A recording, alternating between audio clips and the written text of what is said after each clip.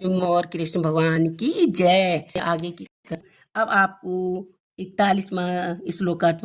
हे अर्जुन, इस कर्मयोग में निश्चय आत्माता बुद्धि और एक ही होती है, किंतु अस्थिर विचार वाले विवेकहीन सकाम मनुष्यों को और बुद्धियां निश्चय ही बहुत ही भेदों वाली और अनंत होती हैं।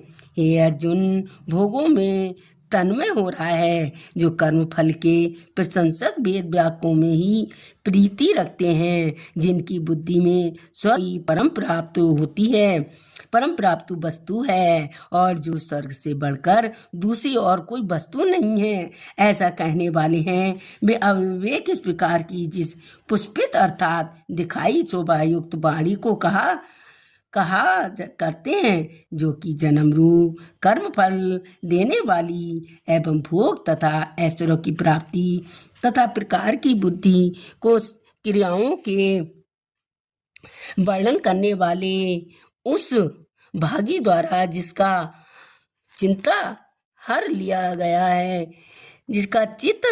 गया है, वो ही भोग और ऐश्वर्य में उत्पन्न आसक्त हैं।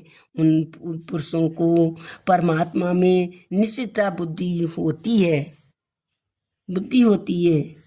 और हे अर्जुन, वेद उपयुक्त प्रकाश में तीनों गुणों में कार्य रूप समस्त भोगों एवं उनके साधनों को प्रतिदिन करने वाले हैं, इसलिए तू उन भोगों को उनके साधनों द्वारा आसक्तिहीन, हर्ष शोक आदि दंतों में रहित नित्य वस्तु परमात्मा में स्थिति हो और क्षेम को न चाहने वाला, स्वाधीन अनंत करने वाला हो। ऐसे ही अर्जुन को कि श्री कृष्ण भगवान समझाते हैं कि सब भोगों को भोग कर तू अपने युद्ध में निश्चय दृढ़ हो जा और युद्ध कर। ये सब समझाते हुए कृष्ण भगवान अर्जुन से कहते हैं। दोस्तों, कल आपको ही 45 तक पढ़कर सुनाए, 40 से दुआ का श्लोक पढ़ के सुनाएंगे। लाइक कमेंट में जरूर लिखते रहिए। बोलो श्री कृष्ण भगवान की।